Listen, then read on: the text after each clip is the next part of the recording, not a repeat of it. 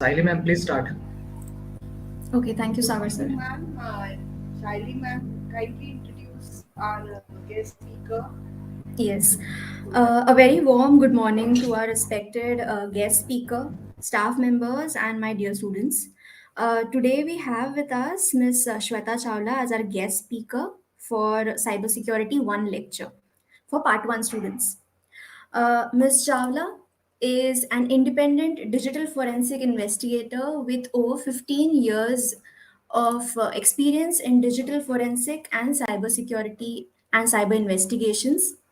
She's the founder and chief investigator at SC Cyber Solutions in Pune and has acted as consultant to various police departments in investigations into computer based crimes in addition to handling private cases for individuals and corporates. Ma'am also designs and conducts training workshops on digital forensics and cybersecurity for corporate, banking, government, and defense institutions like Symantec, Oracle, Reserve Bank of India, Maharashtra Police Academy, Telangana State Police, Indian Air Force, the Defense Services Staff College at Wellington, and Headquarters Southern Command.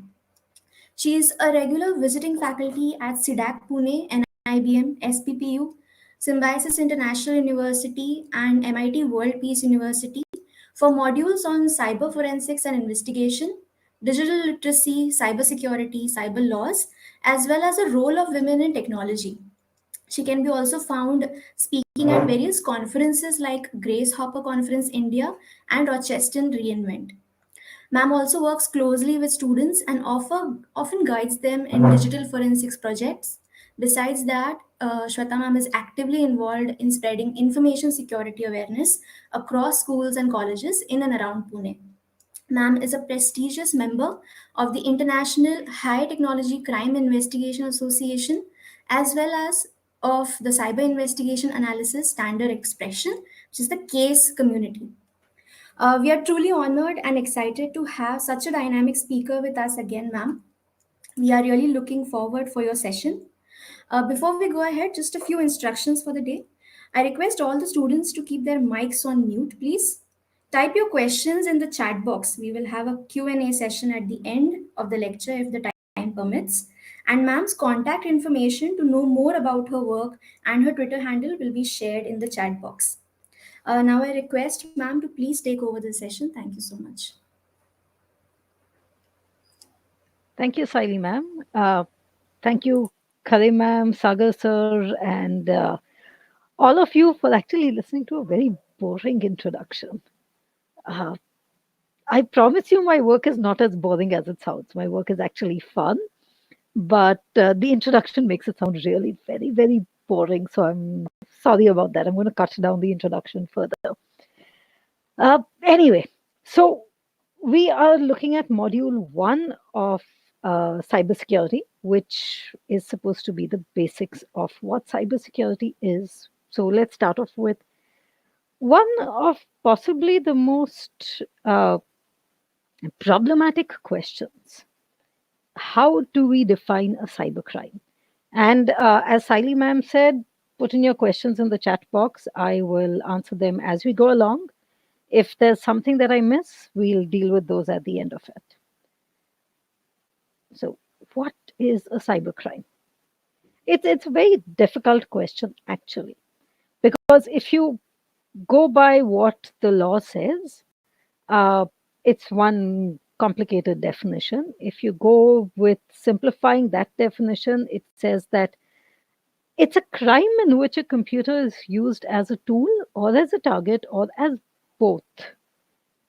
And that kind of opens it up to being much, much more complicated, much more wider ranging. So, in reality, when we talk about cyber crimes, we typically mean any kind of a crime where the computer has played some kind of a role. Now, that some kind of a role can vary. It can be something as simple as data theft. Well, when I say simple, I mean in technological and in legal terms, simple, not in the actual execution of the crime or in the problems that the victims face. So it could be data theft, it could be a straightforward hack, it could be like we are bracing ourselves to experience attacks that are going to come up with the log4j. These are computer based crimes completely, but they are also crimes that can vary across the spread of crimes. So there is theft, there is kidnappings, there are murders, there are suicides, rapes, uh, stalking. Every kind of crime today actually has elements of a cybercrime. And the reason for that is very simple. Can we even go to a restaurant without first checking its reviews online? And for many of us, when we do go to the restaurant, don't we click pictures of everything that we are eating, post it on Instagram, and expect a response to come? That is part of our lifestyle today. That is the way we think, that is the way we behave. And we also, if we have to search something, it's really much easier to ask Google than to go down to the library, request the librarian to help you find a book, hunt through the archives of the library for the book, then read through it. Google is so much faster.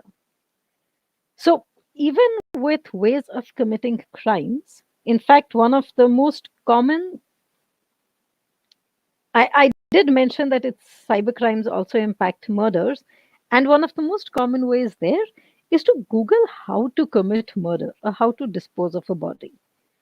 And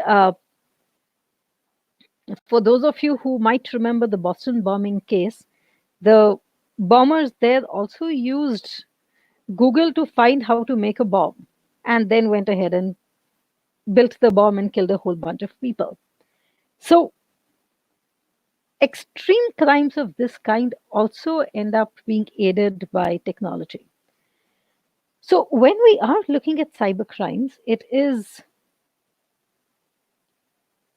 problematic to actually define it in very straightforward terms. It is much more open ended, and we would like to say that it should be limited to cyberspace, but the fact is, it never is. No kind of crime happening in cyberspace does not impact the physical world as well. So, cybercrimes become much more wider ranging than we originally think that they are. So that's the internet. It's a dangerous little place. As in, you never know what website is going to be problematic. You don't know what you are going to end up hitting. You don't know where the new exploit is going to come up from. You don't know when the server that your entire organization depends on is going to crash. All kinds of things can happen with it. So the internet is potentially very, very dangerous. But I'm not today going to go into the technological dangers of the internet. So I'm not going to go into really advanced crimes or anything of the kind. I am going to discuss with you only the very basics of the crimes that all of us face almost every day. So let's start off with those. Let's first see how we make it easier for criminals. And unfortunately, we really do. So, how do we make it easier for criminals? We post stuff all the time, very happily. We are kind of like leaky taps. We are constantly dripping water. We are constantly passing out information. And we don't even realize when we are doing it. So, what do people look at? You put up a post saying we are on vacation and thieves know nobody is at home. Things like I'm alone and bored, and this is something that's very dangerous for children to have done because we end up with pedophiles targeting children with these kinds of comments.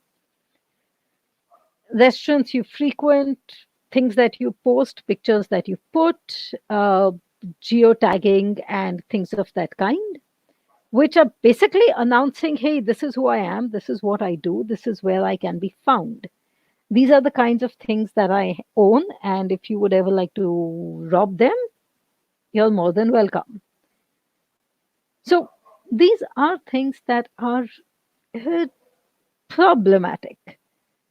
I'm not going to say that all of us are targets at the same time in the same way, but, and I know that one of the questions that always comes up is, why should I be taking care of my device, or why should I be taking care of my account?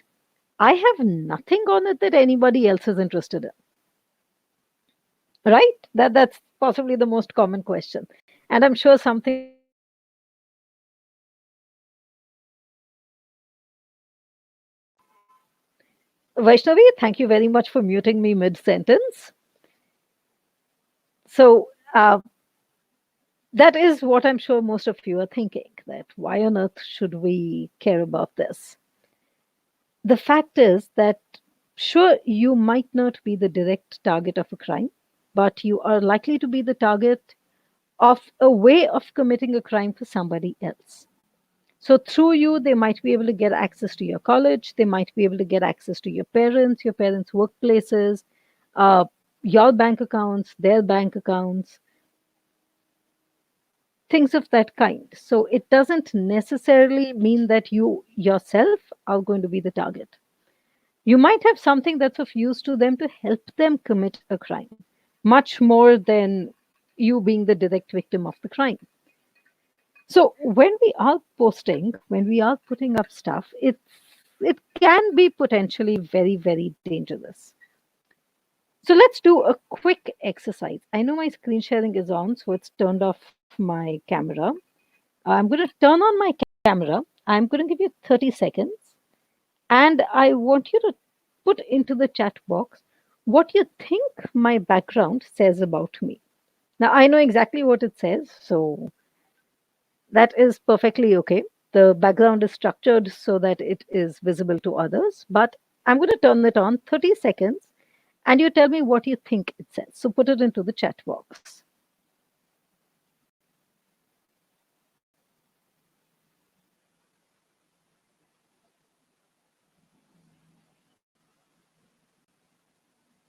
Okay, there you go. That's the backdrop.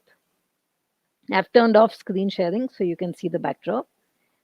And like I said, you've got 30 seconds.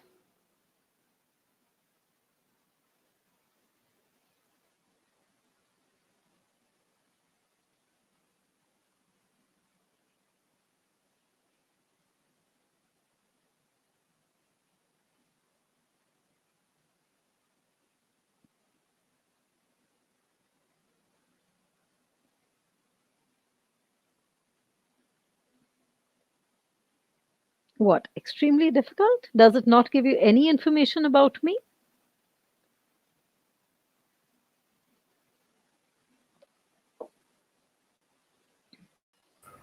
Ma'am, have you turned on your camera?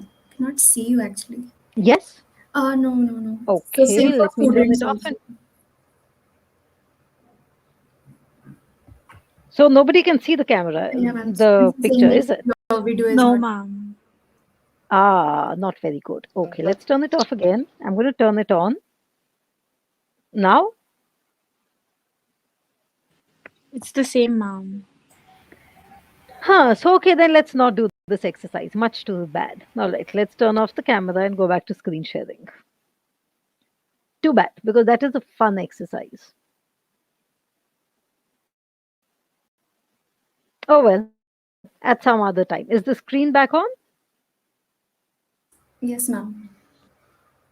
Okay, good enough. So I will describe the background to you. It might help. Um, it's got a bunch of artwork. There are books. There are a whole bunch of computer equipment. And one of the problems with keeping my room neat and clean is that there is always computer stuff lying around the place. Sometimes bits and pieces and wires sticking out in the air. So that's what the background is like, and you can infer from it what you feel like. But we will move ahead with the slides. So when we talk about cyber crimes, we've got them categorized. See, we need to make sense out of this whole cyberspace crime business. And the way we make sense of it is we try and identify different kinds of crimes. That so if issues that will fall into specific brackets, it just makes it much easier to understand them and deal with them. So the kinds of crimes that we deal with are typically into four very large frameworks, which would be financial, personal, political, and social. And financial are finally the most straightforward of the crimes to understand. We know that you will have banking frauds. They're basically out after money. So all financial crimes work there. Personal crimes are much more uh, scary, much more dangerous, and much more problematic on the investigation and the prevention side. Because very often a personal attack is not warranted. It's not an attack that you went and broadcast. You didn't say that, hey, I've got loads of money, come steal my money. Very often, these kinds of uh, crimes are completely unsolicited. You didn't ask to be stalked. You didn't ask for someone to harass you. You didn't ask to be victimized by a fraudster somewhere on the internet. So, personal crimes can be, in that sense, also much more traumatic. Political crimes, of course, are crimes that you would see frequently. They're typically meant to either upset the political framework of a country or upset the social fabric of a country. So typically, one of the two is the target. You'll have information that circulates, fake news, modified news, seemingly accurate data. All of it would circulate through various locations. And then you've got a whole bunch of social frauds. The most problematic of these is, of course, the child pornography. And we know that India is possibly one of the largest suppliers of child pornographic content in the world. But we also know that in India, again, we have children of the age of 3 and 4 who have cell phone access all the time. And COVID and the lockdown have just made it that much more mainstream, I guess might be the word here. So you've got an entire spectrum of crimes that can come into it. This list, by the way, is not complete. There are crimes that are coming up every day. There are new kinds of attack vectors that come up, new methods of attack. Fraudsters get more creative on a daily basis, and crimes just evolve, unfortunately. So we've got the social offenses. So we'll start with those. And you've got social offenses that are always going to be dangerous. You've got cyber stalking, of course, which falls into personal. Most of these kinds of social offenses would be in the personal framework. So you've got stalking, you've got trolling, you've got sextortion, voyeurism, a whole lot of these problems that will come up. And remember, not all peeping toms are going to be as cute looking as this rodent over here. So your cybercrimes can, of course, be extremely creepy also. So, what kinds? We've got a whole bunch of these that happen. So, we were talking about sextortion earlier, and or rather, I mentioned sextortion. And this is something that we saw a tremendous increase in with COVID, with the lockdown that happened last year, all of last year.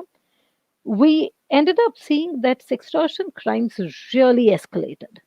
And they went in two directions. So, one direction was the use of very problematic apps, particularly like something like Deep Nude and those kinds of things, which, and here I'm not sure, but maybe with raising of your hands, you all can tell me how many of you ever came across a post of this kind on typically it circulated on Facebook and Instagram, but there were the few instances of it on LinkedIn and other social media sites as well. So the post goes something like this: let's celebrate our Indianness, spot of cheer through the lockdown. If post a picture of yourself, a full length picture of yourself in Indian attire, and tag 5 people to do the same. It was worded in combinations of this. Any of you came across this?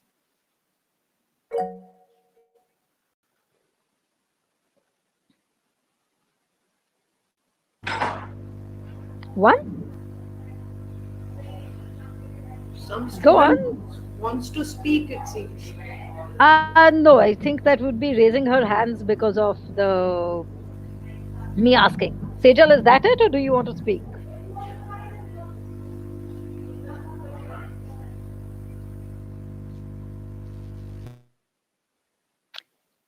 So yeah, I suppose that was the raising of the hand bit. That's it. Nobody else. One person out of all of you. So somehow now I think y'all are not being absolutely honest here, because that was possibly one of the most widespread posts that circulated for, I think, a good 3 months. So from Ma'am, around 150 students are on YouTube, so they won't be able to interact directly. that's perfectly fine. But if Yes. I think is there a way we can get them to respond as well or not? They can post comments there. Ah, okay, but that won't help because I can't see them. So, okay, Yes. If they I'll ask refrain questions, from we can asking too read many it out in questions. the end. Yeah, that works. Tell them to do that. I mean, you can't tell them, I will. So, go ahead. Questions can be put up on the YouTube chat as well. So, but I will refrain from asking you all to raise your hands and do things of that kind. It's not fair to the YouTube people who have logged in. So, yeah, this thing, hopefully, none of you posted stuff on this because part of it was legitimate. It was a way of celebrating Indianness. But this post was misused phenomenally. And it was used by people to take these pictures, full length pictures of you and me and everybody else, and run it through an app that would basically take the clothes off the person and so convert it into a full length nude effectively. And that picture was then used to blackmail or sextort victims. That was one part of it.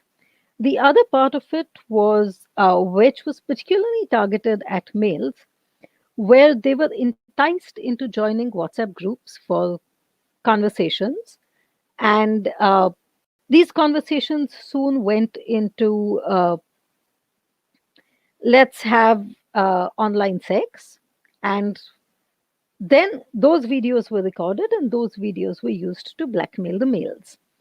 And this can be very, very problematic because, one, it is embarrassing and humiliating to go tell the police that something like this has happened to you. So most victims kept quiet. Two, because of the anonymity of the internet, it becomes that much more dangerous or that much more difficult to track the people down. But tracking is possible. So if any of you has or at any time in the future are the victim of a crime of this kind, go talk to your local cyber cell. They are always willing to help you out.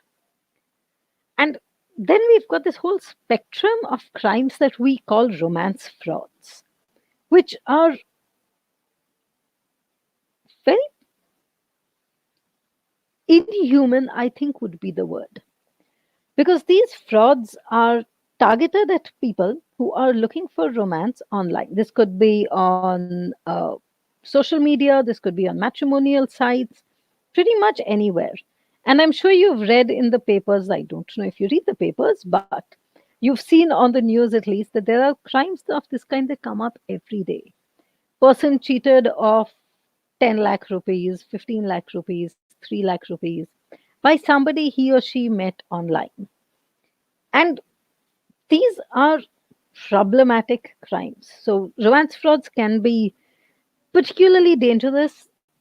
And one very, very major indication that it is a romance fraud is that the relationship online will evolve very quickly. I have seen quickly, as in being going from hi, my name is to let's get married and how soon can we get married in a span of 18 hours. So that's a pace at which this relationship apparently evolved. The victim there was cheated out of 8 lakh rupees, which was actually her entire life's savings at that time.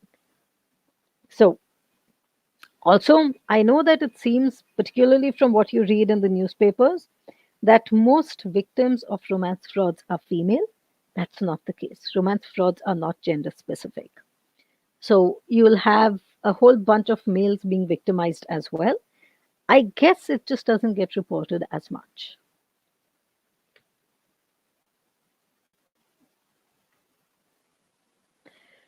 So, cyberbullying, nasty stuff. I guess cyberbullying is a combination of two things. One is a need for power, and two is extreme cowardice. It's very easy to hide behind a screen and bully somebody, hide behind a screen and be nasty to somebody, whatever the reasons for it are.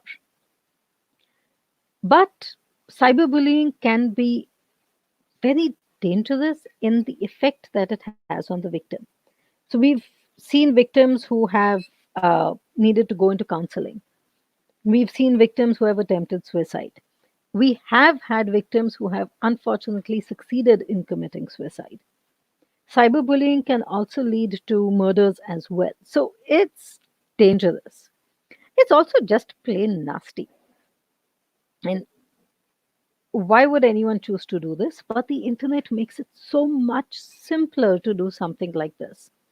You put up a post, you put a picture on social media, you have three people who will tell you you look nice, two people who will tell you it doesn't look very nice, and suddenly there is an entire argument blowing up on what your picture looks like, where you are not participating. And some of the comments could be hurtful.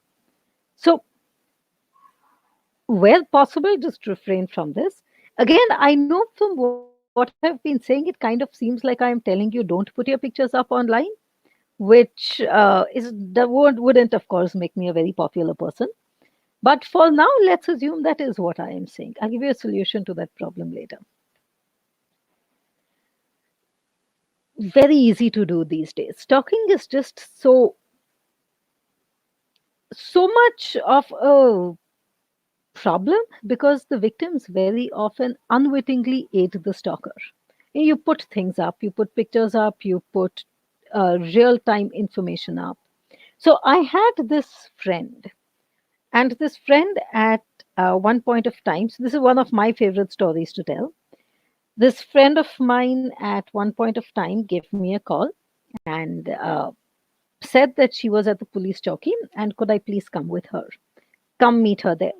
And this friend of mine was really crying. So you can imagine that on my way from where I was to the police chowki, I am thinking of the worst possible scenarios that I'm going to come across once I get there. So I eventually get to the chowki, and one of the chowkis where I knew the people, surprisingly. So ended up talking to the PI in charge, had a chat with him. Then he asked me how I happened to be there, because it kind of struck him that I had not really come to meet him. So I told him that I had come to meet this friend of mine, and she was possibly waiting inside. So this cop goes from friendly to suddenly being mad at me, starts yelling at me, saying, "आप सबको चीजें सिखाते हो, आपके दोस्तों को ही पता नहीं है. How can you be doing these kinds of things?" And I am clueless. I have absolutely no clue why I am getting blasted by this cop who was 5 seconds earlier very nice and sweet. So I go in, look for my friend, find her. She's sitting there crying. So I'm still thinking it's really, really bad. Sorry. And so I ask her what happened. And I'm dreading the worst. She says her house was robbed. So I kind of felt like this deflating balloon who was all full of air, thinking things are really bad. And then I come across the scenario where a house was robbed. I mean, okay, in the scheme of crimes that I was thinking of, this is not at all problematic. So then she says they even caught the thief. So then I am okay. Waste of time. What are we doing here? So anyway, cop comes back. He says, "Did you figure it out?" So I said, "Yeah, her house was robbed. You all caught the thief. I'm still not sure why I got yelled at." He says, "Come, we'll go. I'll introduce you to the thief." So we go to the lockup. This boy is sitting over there, and a young chap. He must be about uh, 21, 22, your age kind of boy.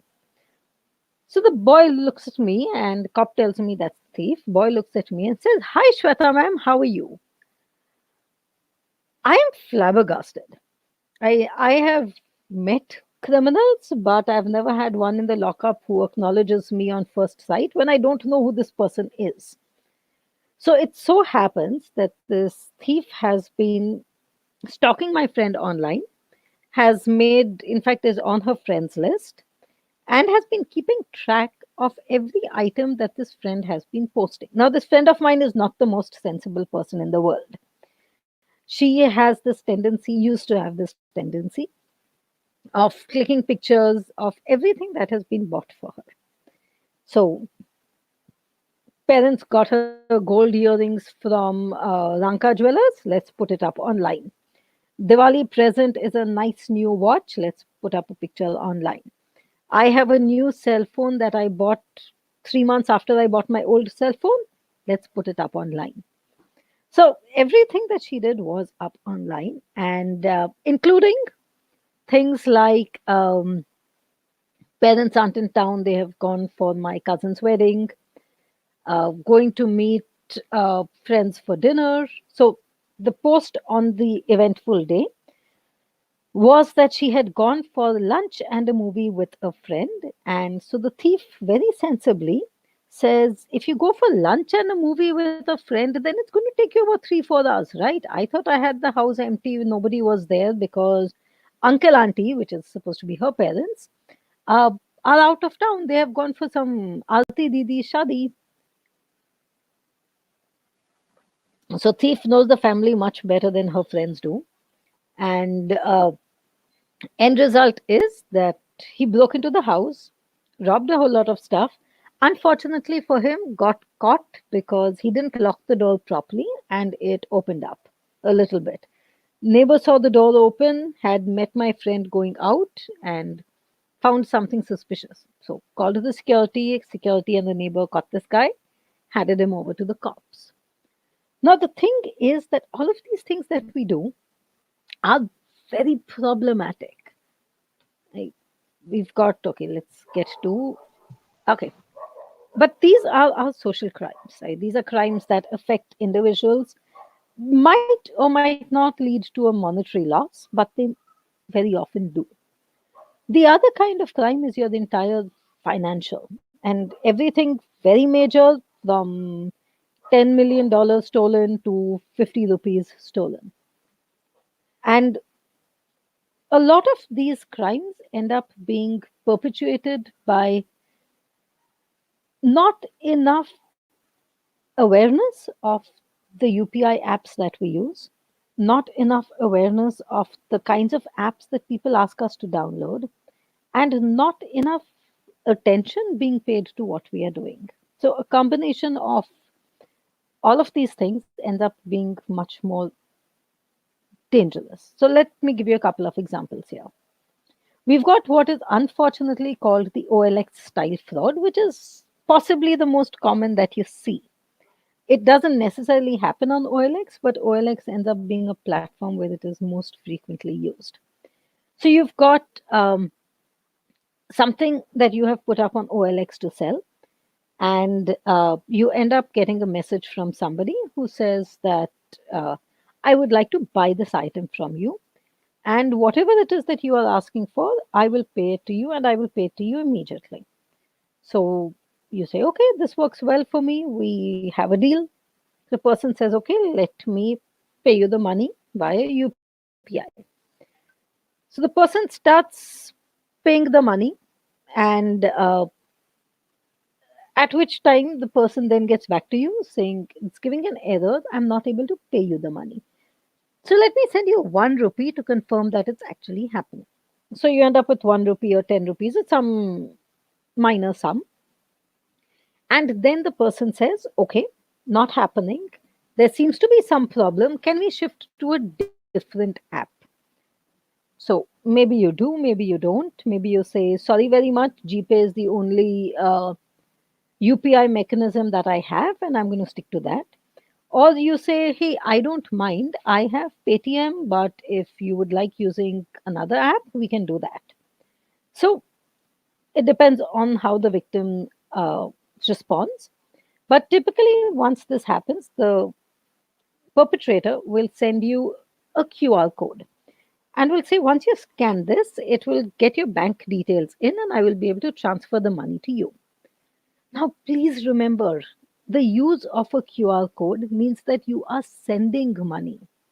The use of a QR code does not mean that you are receiving money at any point of time. The QR code is only for the sending of money. So, if at any point of time anyone tells you, I will send you the money after I send you a QR code, you know for the fact they are cheating you. That's one kind.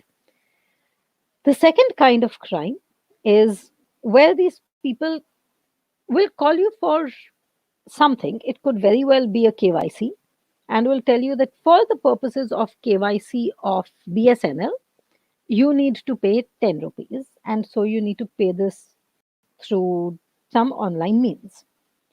And you say, but I don't know, and why should I? I mean, KYC for BSNL, really, who does? So this person says, no, no, no, it's required. Here's your details. And I am now going to try, I'll help you pay the money. So you say, okay, fine. I mean, I'm still not sure, but okay, let's pay it. It's 10 rupees. So the person asks you to click on some site, maybe click on the link, maybe download an app.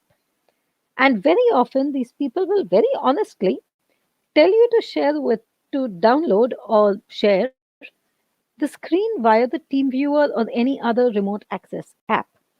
And they'll sometimes make you download this. And victims unwittingly do download these things. So it is downloaded. Now you're sharing your screen. They can see exactly what you are doing. When you get your OTPs, they can see the OTPs and they will suddenly end up siphoning off a lot more money than you intended to. That's the second kind. The third kind, again, is through the same kind of a downloading mechanism, but where you download something that gives the fraudster complete access of your device. So now, at this time, your KYC stuff has happened perfectly. You've paid the 10 rupees, no fraud has occurred. But at 2 a.m. or 3 a.m. in the morning, they'll suddenly start carrying out transactions. OTPs will come on your phone, which because they have access to your phone, they'll take the OTPs, put them into the login page that they were looking at, and take off as much money as they like. So these are typical kinds of frauds that we see. So what do we do with all of this madness? So what we do is not, again, very complex. I'm not going to tell you any complex measures today. All simple stuff. First is be very sure of what information you are putting up and what control you can have of that information. So, when you put up a post on a certain kind of platform, will they allow you to delete that post at a later time? Something like Snapchat allows you to delete your posts as soon as they have been seen. WhatsApp now gives you this one time viewing permission. That is giving you the control of what is happening with your data. So, where possible, use this control because it's essential. I put it into place so that you can then at least have some control about what is being done with your data. Second, don't say stuff unless you have to, particularly online. We don't need to post everything that we do. And much more important, we don't need to post everything that we do while we are doing it. Post it, sure, but post it after the event. So if you know you are going on a holiday, you don't need to post the pictures in real time. I am looking at the Statue of Liberty. I am looking at Aga Khan Palace. I am right now over here. We've got all these I love Pune selfie points that are springing up everywhere. Click pictures with them, sure, but don't post them as soon as you've clicked them. Something else that we forget is all devices today come with geotagging enabled. So when you're posting a picture, it's going with real time location. Why? Why do we even have our locations on all the time? And things like Paytm, GPay, Swiggy, Zomato, they need them. Turn it on, use it, turn it off. It's not so difficult to do. Don't at all trust the online personas. I mean, we have no idea who we are talking to. The picture online could be the most beautiful person in the world or the handsomest guy you have seen, beautiful car, lovely ship, whatever it is to impress you. But reality could be that the fraudster is sitting two houses away from you and is waiting to cheat you. We've actually had that happen. We have found fraudsters in the same buildings as the victims. So eh, you can absolutely not be sure of who you are dealing with online. Nothing and absolutely nothing on the internet comes for free. I know that we have all of these brilliant deals, free apps, free software, free something or the other, but it's not really free. They are taking things from you that are possibly much more valuable to them than the software itself.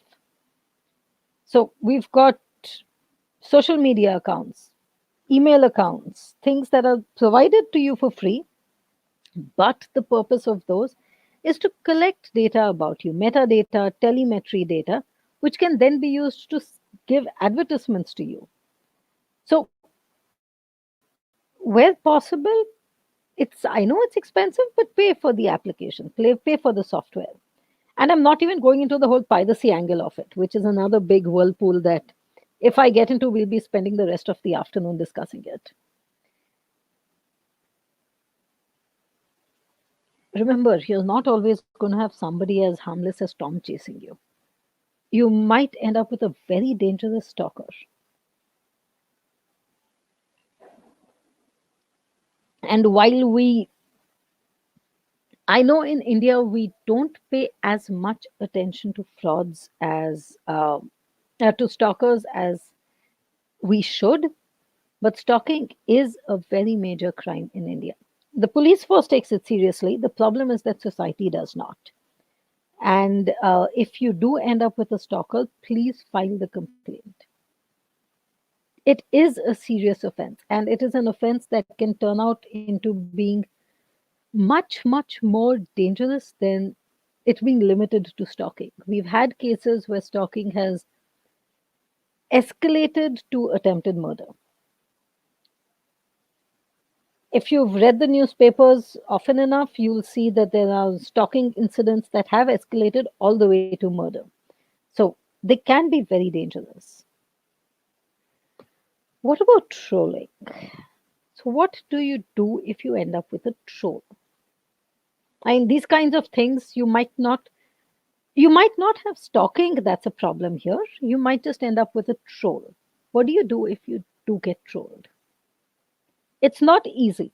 I got trolled once, and I was most amused by it because I found it a little silly.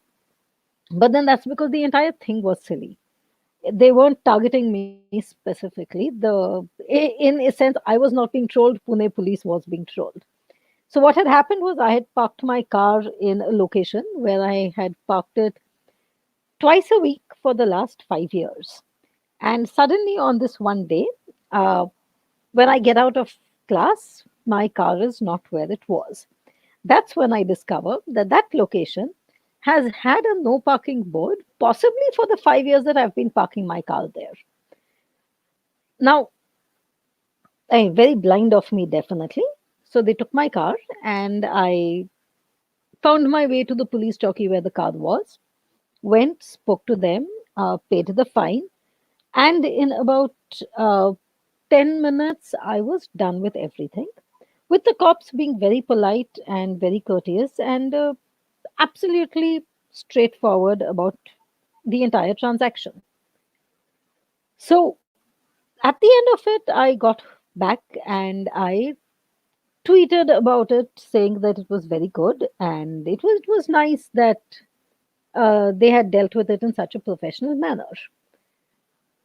And a whole bunch of people responded, of course, saying that the only reason they were nice and kind was because I was female. And I really don't think that that is true. So, anyway, they were, that post has even today been the one with the maximum responses in my Twitter history. Makes no difference to me one way or the other. But uh, it was amusing in the sense that absolutely random people were targeting Pune police sitting on my shoulders.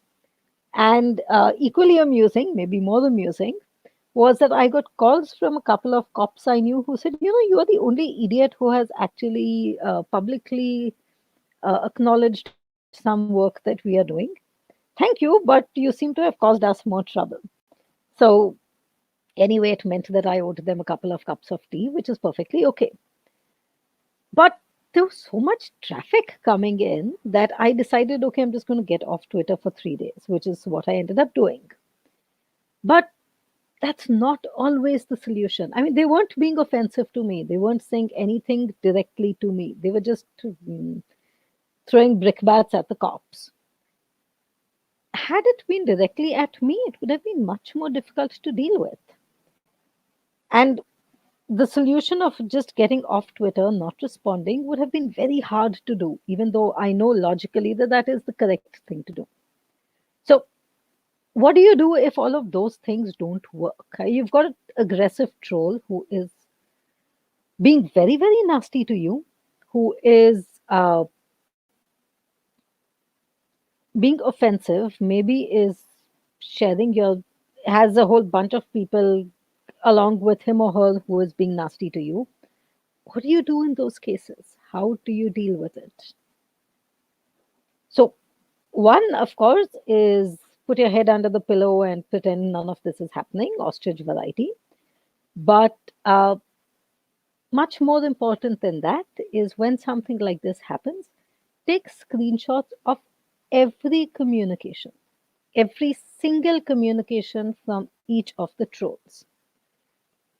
If other people are being able to see those messages, have them take screenshots as well. Take the screenshots. Each of the social media sites will have some mechanism of redressal, will have some help center. Contact the help center, let them know that you are being trolled, share the screenshots with them. Contact your local cyber cells and share all screenshots with them again. Now, there are many locations where a cyber cell is not easily accessible. So, most cyber cells that exist, at least most cyber cells in Maharashtra, have email addresses that you can send them things on. They are very quick to respond. But at the same time, should it not be possible for you to either identify your local cyber cell or anything of the kind, you can file a complaint at cybercrime.gov.in. On the surface, it seems like the site deals with crimes that are only to do with women and children, but that is not the case. They deal with any kind of a cybercrime. It gets passed to your local chowkis and just put in the details there. So they've got a very neat, clean form that tells you step by step what you need to do. Put in the information there and send it to them. Also, if you are being trolled, take help of people within your friends circle. Start blocking all the trolls, start reporting them as trolls. The more people who report them, the easier it is for the sites to identify the veracity of your claims and maybe take these people off. So be upfront about complaining, be upfront about maybe talking to your community, saying, I need help. These are people who are troubling me, and all I want you to do is report this person. I don't want you to do anything more. Just report this person. So that's what you do with trolling. So I told you pictures, right? I also said don't put pictures up. Don't put them up. Hmm. Not a solution, is it? I'm going to say don't put pictures up, but that makes me very unpopular. And it's also not what social media is designed for. Social media is designed so that we can communicate, we can share our lives with everybody else, which includes pictures. I am looking good in something I am wearing, I'd like to share it. I'd like 10 people, maybe 10 absolutely unknown people, which makes it that much more nicer, to tell me that, hey, I'm looking really nice today. I would also be very unhappy if those 10 people told me that it was not looking nice, whatever it was that I was putting up. But this kind of gratification is nice. So, what do we do with these pictures that we want to put up? But idiots like me tell you don't put them up. So, all social media sites will allow you to prevent downloads. So, whatever pictures you put up, nobody can download them. But you know, the problem with that, there's no way to stop a screenshot. So, yes, there are ways by which you can prevent an actual screenshot from happening off a device. But again, there's nothing to stop a picture being clicked off the device.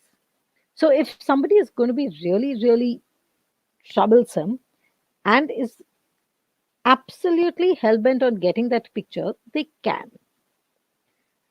They can also then misuse that picture because, come on, it's a good quality picture. You look nice in it. Your face is clear. You're facing the camera. Your background might or might not be clear, but the background is not important. You are. And we all our cameras today take really good resolution pictures. What do I mean by a good resolution picture? All our cameras today give us these pictures that are holding sized pictures. I'm 20 feet by 20 feet pictures. And imagine how large you will look on a 20-foot by 20-foot holding. That's the size and that's the quality of the picture that they have. Is that something that I really want to do? I don't. I want people to see me, but I'd like them to see me in thumbnail sized stuff. They don't need to be able to count exactly how many pimples I have on my face or how many what how many white hairs I have in my head. So what you do is you put small pictures up in size. Now I'm not saying put bad pictures up because none of us wants bad pictures up on social media. But put small sized pictures so that even if somebody blows them up, they split, they pixelate. You can't do anything with those. So it works well. Possibly one of the best software for that kind of activity is this little thing called a fast stone image resizer. And it's a lovely little app, not very difficult to use. In fact, I've got screenshots of it. All you need to do is you need to select the pictures that you have, pick the size, and you have various things. You can pick your own size, or you can shrink the picture to a percentage of its original. 5%, 10%, 50%, whatever it is that works for you. Or you can change the dimensions totally so that you have a perfectly um, Instagram profile image sized picture that you can put up. Run it through and use that smaller picture to upload. It uploads perfectly fine.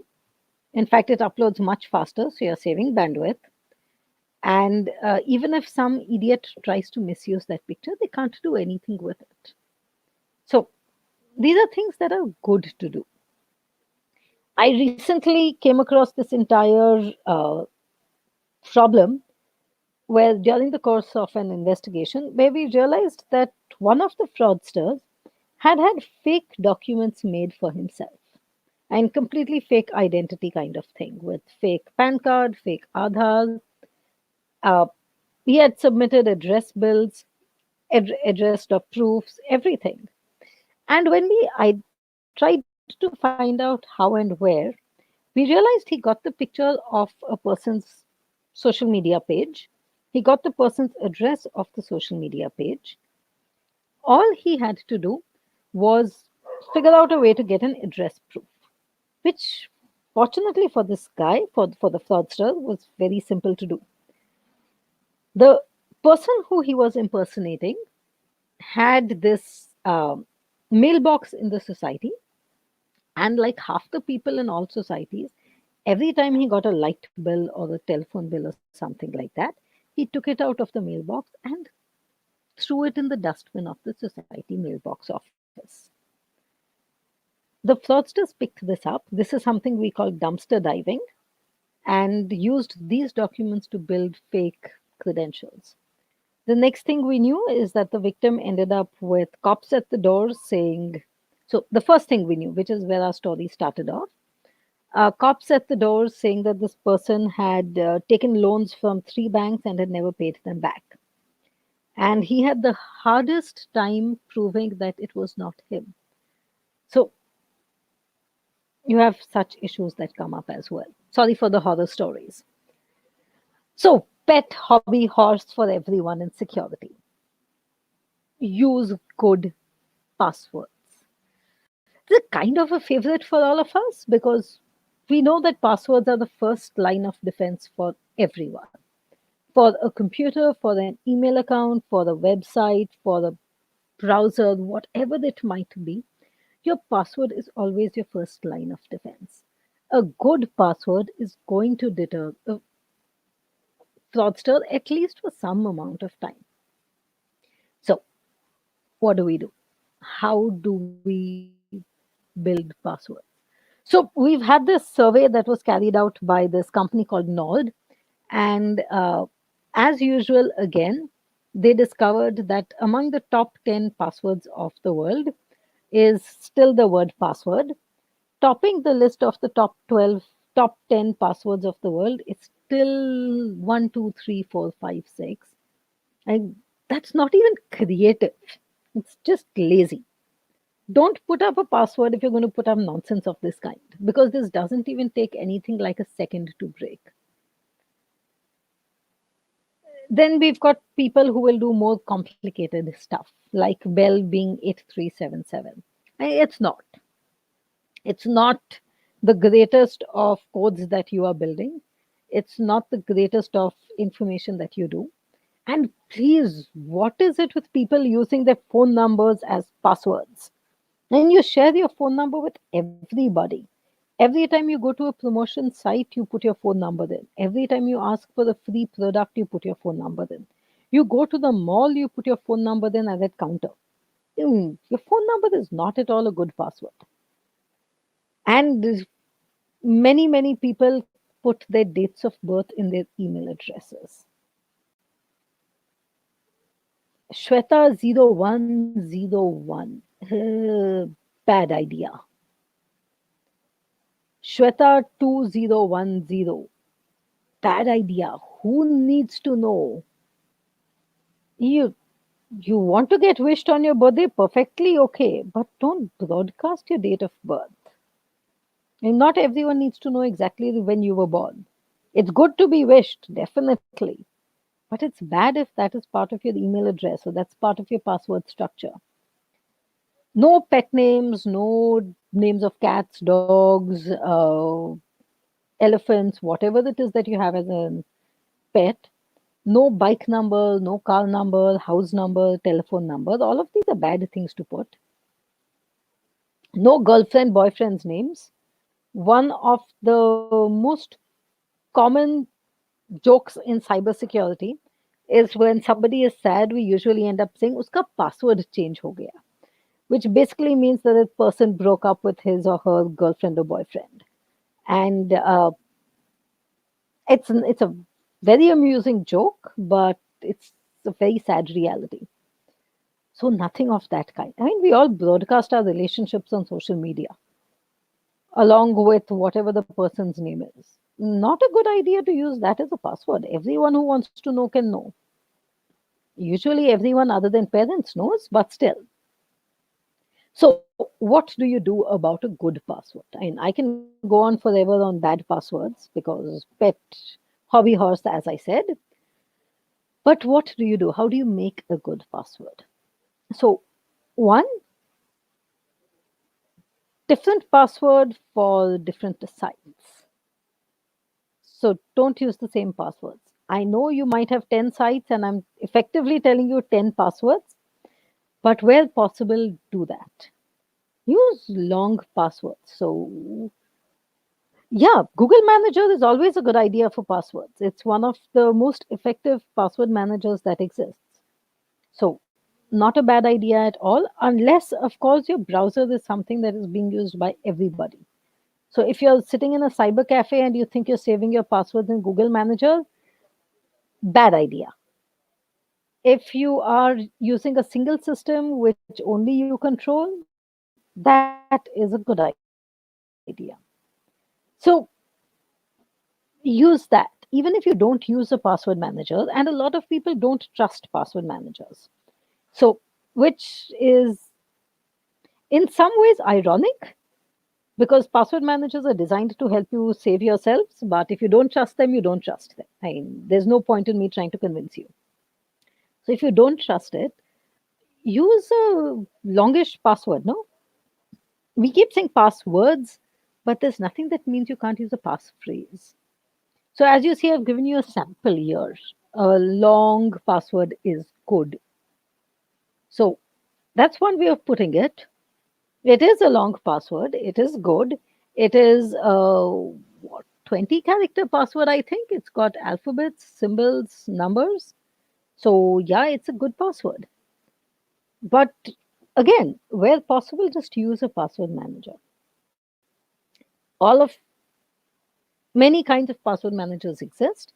Some which will upload your data onto the cloud and will sync it across devices. Some which will work only on a single machine. So it depends on your level of paranoia, your level of comfort. Use any one of them. Please do not use your browser to save passwords. It is the worst way of saving passwords. As in, it is literally, well, on an investigation that we did a little while ago, one of the things that we do by default is check for passwords in the browsers. And this person had 6 pages worth of passwords saved. 6 pages. And the worst of it was there were only 3 real passwords in that 6 pages. They kept using the same passwords for multiple sites. The entire family, the husband, the wife, the 2 children, 4 people, 3 passwords amongst them, and 6 pages worth of sites that they are using it on, and 6 Excel pages. So, if for those of you who have seen Excel, you know why it's driving me crazy. So, it's a bad idea. So, what do? If you want to check how good your password is, you can use one of these sites. Again, I would say don't put your full password on these, or don't put the exact password on these. And if your password is going to be Google, don't put the entire word Google. Maybe you want to modify it a little bit. If your password is going to be 123456 at admin, then you might want to put it as 123456 hash admin. So maybe your same original password is not being tested, but combinations of it are. Not because the sites can't be trusted, but because I'm just a paranoid person. So it's a good idea. So try these things, change your passwords frequently. Now, again, if we were there in person, I would see you rolling your eyes at me, which I'm sure a whole lot of y'all have done. But change your passwords once in 15 days, once in 20 days. Yes, I know that's not easy to do because I'm telling you change all the passwords once in 15, 20 days. This is where the password manager becomes much more helpful. Please don't write your passwords down. Um, they have a tendency to go missing, they get lost, they get stolen. You have passwords that are written down and which can then be. So, part of what we do through audits is we find these passwords in under the keyboard, behind a monitor, those kinds of very creative locations. So, what kind of password managers can you use? So, I've given you one sample. This is a password manager called LastPass. There are many, many password managers that are very good. You've got the default Google Manager, you've got Google Authenticator, you have KeyPass, One Password, Bitwarden. You have a whole bunch of password managers, all of which are very good, each with their own capabilities. So some might, like I said, sync across devices. Some might work on individual machines only. So what do they do? They tell you things like first, they'll help you save your passwords. Second is they will tell you how strong are your passwords.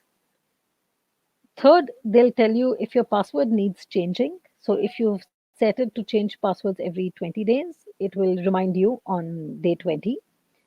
It will also, if you are unable to come up with a password, it will come up with its own password. So now comes the question. If this password manager is so smart, and if we are entrusting it with all our passwords, how do we secure it? And it's basically like all eggs in one basket kind of logic. So we secure it through one very, very complex large password. So large as in 15, 20 characters. Complex does not mean that it needs to be an absolutely garbled string of alphabets, symbols, numbers. It can be something that is extremely logical to you, but is something that makes sense. So I'm going to give you an example. Use your favorite food to build a password. So let's say my favorite food is, I don't know, what is my favorite food? I don't have one. So let's say my favorite food is water. So let's build my password. I'm going to put it into the chat box. And at what did I do? I blanked out my screen. Okay, that was not the idea. Okay. Ooh, okay. Somebody tells me their favorite food is pav bhaji. We'll use that for the password. Works well. So,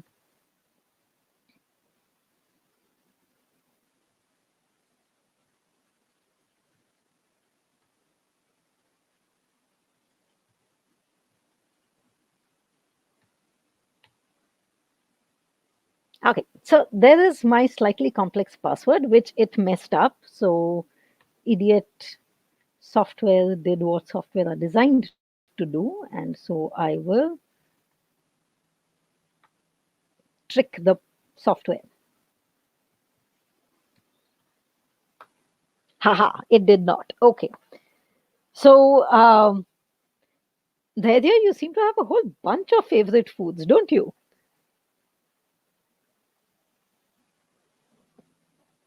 Yes, ma'am. So, good boy. Any of these works. Your family must be very happy with you eating everything. So, that's one example of making a nice password. I mean, this is something that you know now. Dhairya, please don't use this password. Everybody on this call and everybody on YouTube knows what you like. So, don't use any of these as your password. But build something like this. It's not very complicated. What I've done is what the password is actually I love pav bhaji, with I being a bracket, a dot, and a bracket. So representing the way we draw an eye very often. The human eye, not the individual eye. So use something like that. Not very difficult to do. Complex enough to satisfy the requirements of a complex password. Personal enough for you to remember. And private enough that not everybody knows this information. Now, in this case, we all know the information here, but pick and choose your own passwords in this manner. So Let's shift slides. Okay, so quickly go and open this website, haveibeenpawned.com, put in your email address there, and see what happens to your screen. Does it turn green or does it turn red? I'll give you 1 minute to do this activity.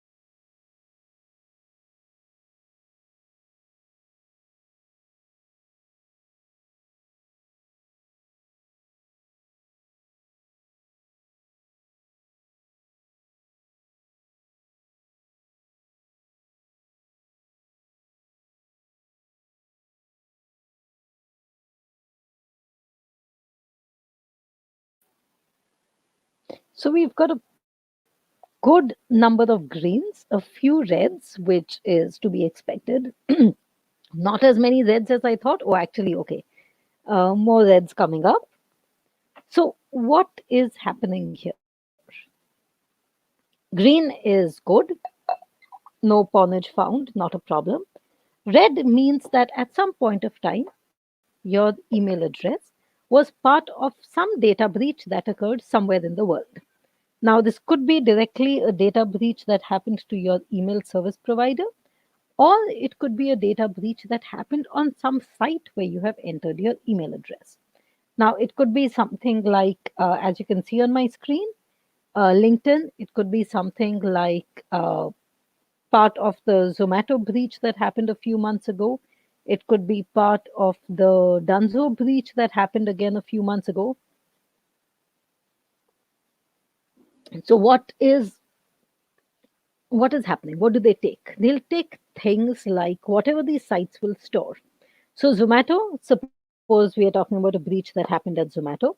Zomato is going to take information or is going to leak information like your name, your address, your phone number, your email address if it is registered with them, your banking details, maybe if they are stored on the site, your food preferences. Now, again, food preferences are not so much of a problem unless you're using them to build passwords the way I showed you. But otherwise, all of these things are pretty dangerous, which means that now your phone number, your email address are all over some place in the dark web. And your address, your home address. Not nice. So, what do you do if something like this happens? So, one part of it is that if a breach has already occurred, there is no way we can delete the data that is now floating around on the dark web. So, that's the bad part of it. But what we can do is prevent further issues from happening. So, again, like all of us, we share the same password across multiple sites.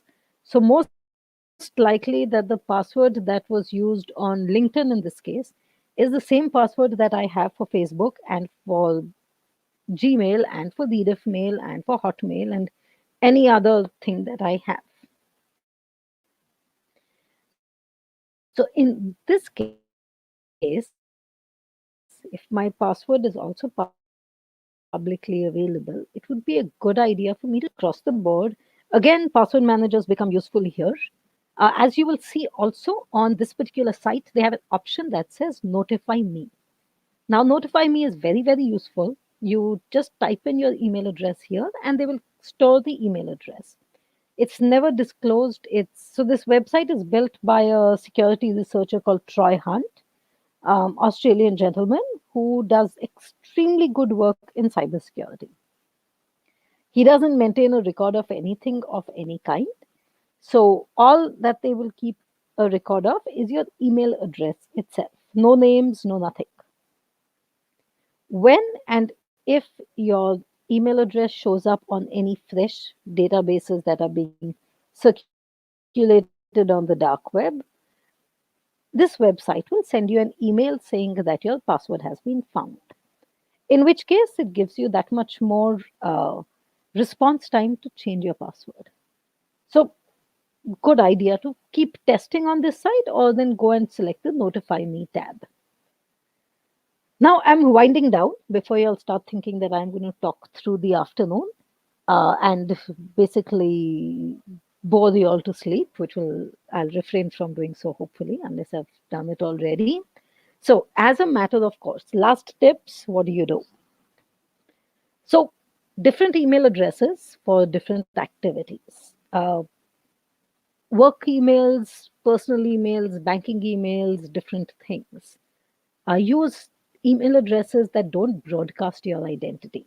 And particularly when you're going down to the mall or you're giving it to these people who come at petrol pumps asking you to fill in forms, you don't want to give them your primary passwords, your primary email addresses. You also don't want to give them email addresses that basically announce exactly who you are. So use random email addresses, use a strong password, make as much use of everything on your keyboard to make a password. And almost nobody uses a space in a password. Did you know that? And why not? A space is a symbol, but we don't think of it as that. We Ma'am, think of even space as a underscore is break. also not used much. Really? Underscore I thought was one of the most common. That's good to know. Huh. So yeah, use the symbols as much as you can. They are useful things. Use your entire keyboard. You have so many options that exist with keyboard passwords. So use them.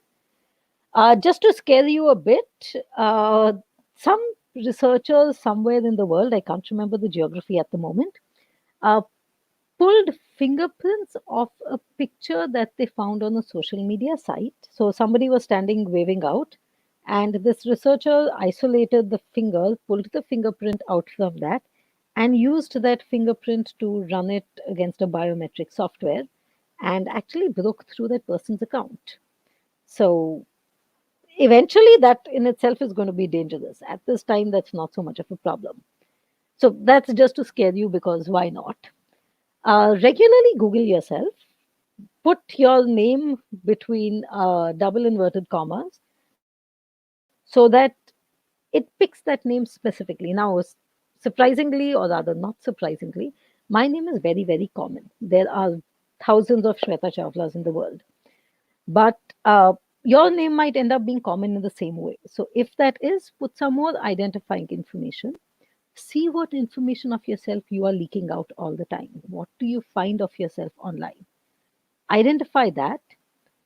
Remember, too much information is a problem. Hey, you don't want to be a leaky tap. So be careful with that. Where possible on computers, cell phones, use the guest account.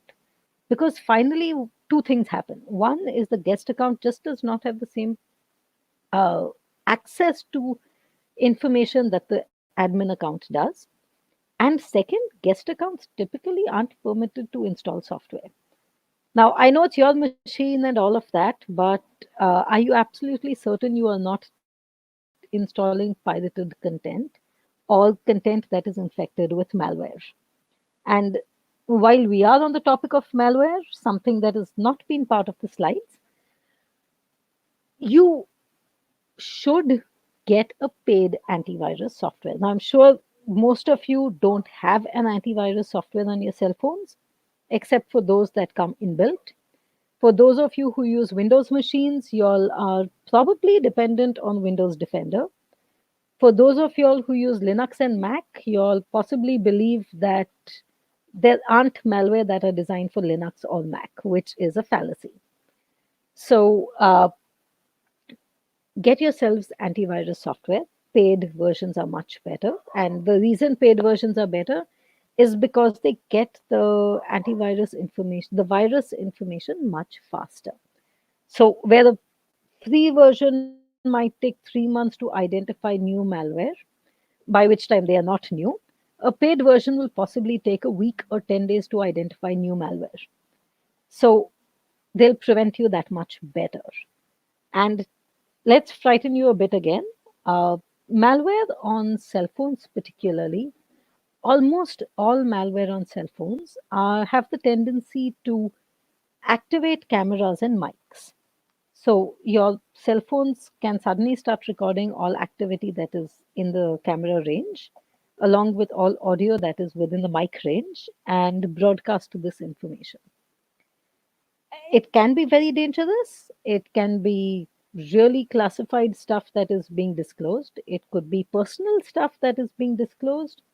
Remember, I am hoping here that most females, when we go to the changing rooms in any of the places where we go to buy clothes, we test to see if that thing that we are looking into is a mirror or a two-way glass. So if you don't, then you should. The way to test for it is put your finger against the glass. If there is a gap between your finger and its reflection, it's a mirror. If there isn't a gap between the finger and the reflection, then it's two-way glass. That's not 100% sure way of identifying it. It's a 95% sure way of identifying it. And in the same way, also, we take our cell phones into the changing rooms. So I mean, just think about what all your camera has the potential of recording. So antivirus software will again prevent against these kinds of things to a large extent. And ask questions. And finally, I think simply just be suspicious. There's nothing wrong with being suspicious. I know many of you might have seen what is the movie A Beautiful Mind, with the person being overly paranoid, not to minimize the psychological impacts of that, but a little bit of suspiciousness and a little bit of paranoia are definitely healthy.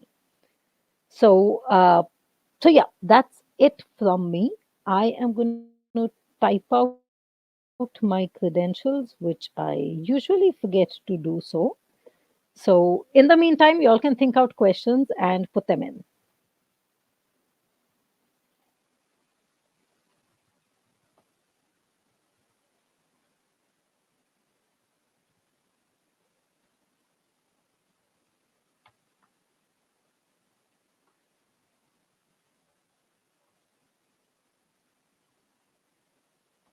So, the slides will be shared with you all, and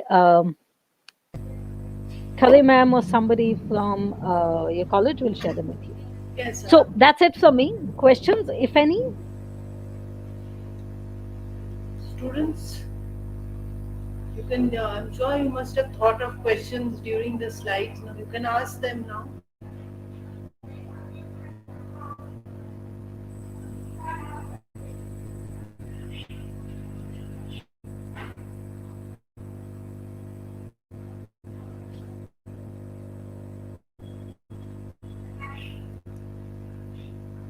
Really, no questions. Everyone must be asleep. I must have managed it.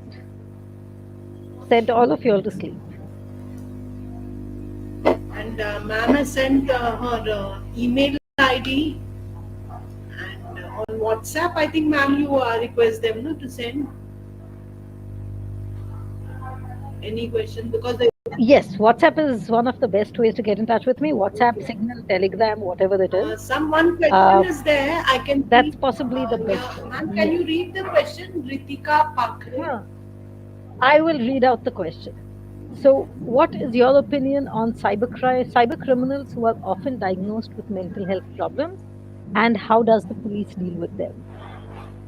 So, the police's job is not to deal with mental health issues. They are sensitive to mental health issues, definitely.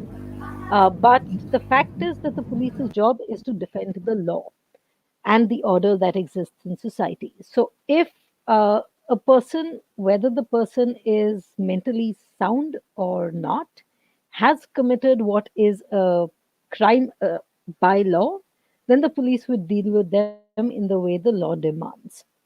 But um, in many cases, the police will still try with explaining the matter to the person, the criminal. I know that one of the few times when I went with the cops to, we found somebody on a case. We didn't press charges. The police spoke to this person and tried to sort it out in that manner. So that is something that the police are careful of. Of course, different officers, different personnel will deal with it differently. But by and large, they are sensitive towards mental health issues. Um, so the social dilemma was definitely a fun documentary, rather scary also, but fun. And the next question is, you want insights on spyware like Pegasus.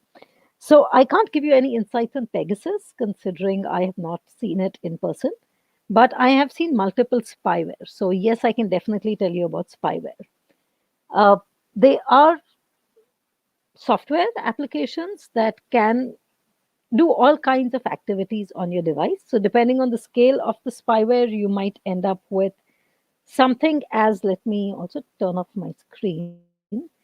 You might end up with something as simple as the spyware recording conversations, recording your camera, accessing call records, accessing emails, WhatsApp, those kinds of things.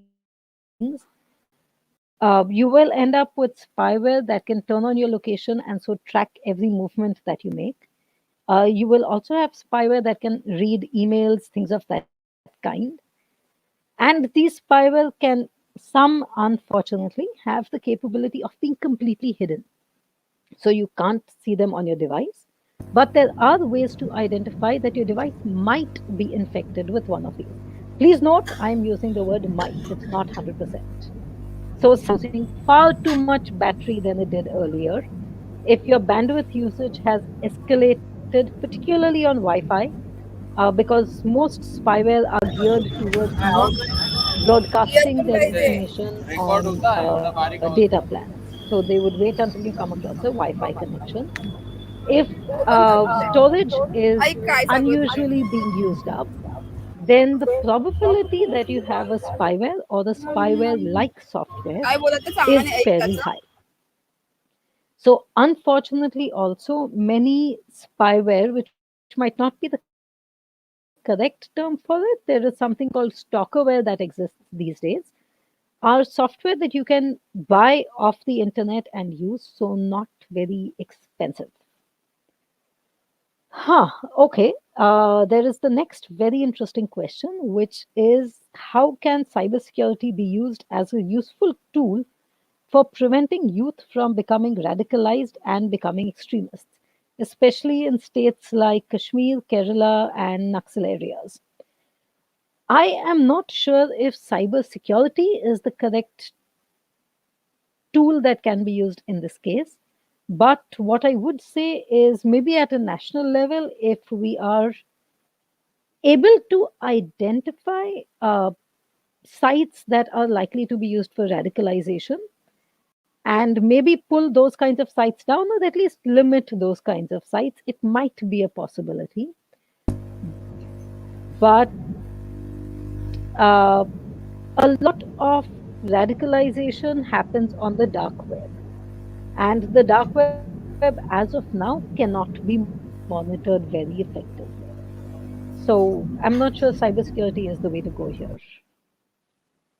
Uh, so somebody's asked for the information on the onion web or the dark web, which is a way of accessing sites that exist on cyberspace, but are not that are typically used for, unfortunately, typically used for criminal activities of multiple kinds. Um, Drug peddling, selling of arms and ammunition, selling of humans. So, slavery is possibly one of the biggest things that drives the dark web. Pedophilia, pornography, all kinds of activities that are not exactly accepted by society. And the way it works is that you'll have sites that are flexible, might be a correct word for it, which means that they don't have a static IP. They will keep changing their IP addresses. And when you're trying to access a particular site, it needs two things. The first being that it needs a specific referrer or a specific browser, in this case, the Onion browser, and you need to come to it from a specific kind of a website. So you're basically proving your identity when you are trying to log into it. And once you can do that, it will give you access. So I don't want to go into too many complex details of the onion web, but you can always have this conversation with me offline later. Okay, more questions?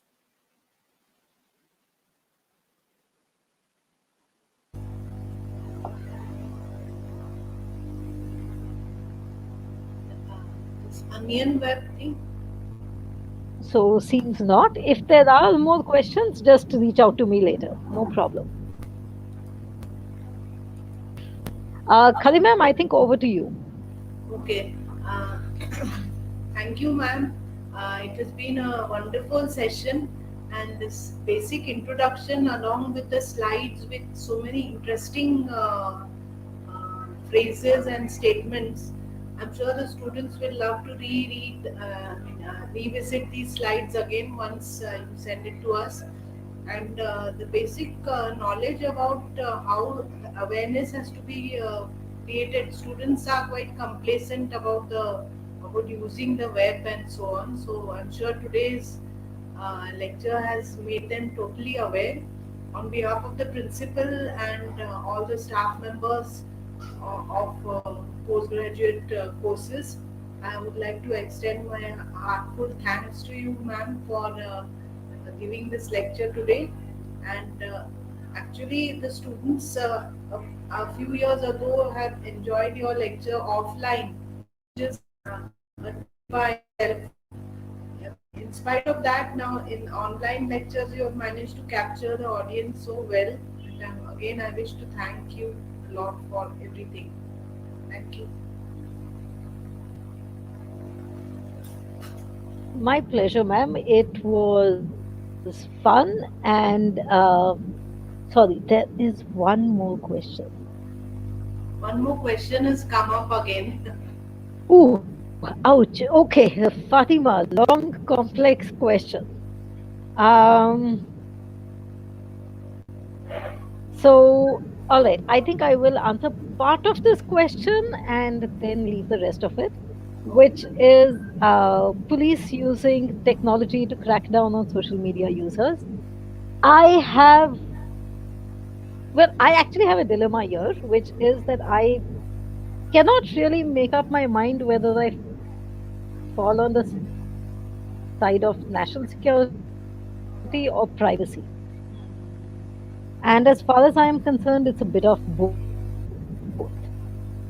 But the fact is that while, yes, the law can be used to crack down on dissent, the other part of it is that most of the time users say things without really knowing what they are saying or why they are saying it.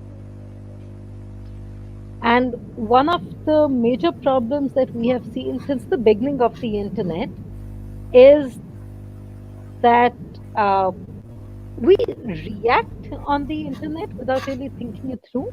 So about 15, 20, 30 seconds of putting some of thought, and we put something up. So I am not defending the misuse of the powers that we are seeing across the world right now. Please don't get me wrong here. But I am saying that in certain cases, uh, it is justifiable. But so, no. All right. Dissent, and there's a difference between dissent and free speech, but I'm not going to go into that debate right now. Maybe these are questions you want to take up with your social science teachers. And if you would prefer to have this conversation with me, we'll happily have it online. But I don't think this is the forum to have this conversation. Actually, I think the computer science So, and all right. others. Any more questions? I think we'll do it offline. Yeah, I And think thank you already very much. someone, Thanks, ma'am, Khare someone ma'am. has answered the question. You've already answered whether antivirus can detect spams. I think you've already answered it.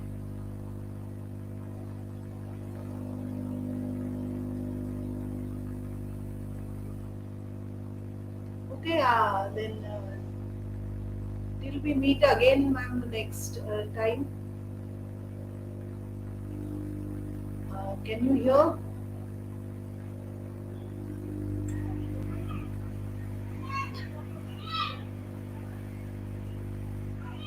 Ma'am, I think she left.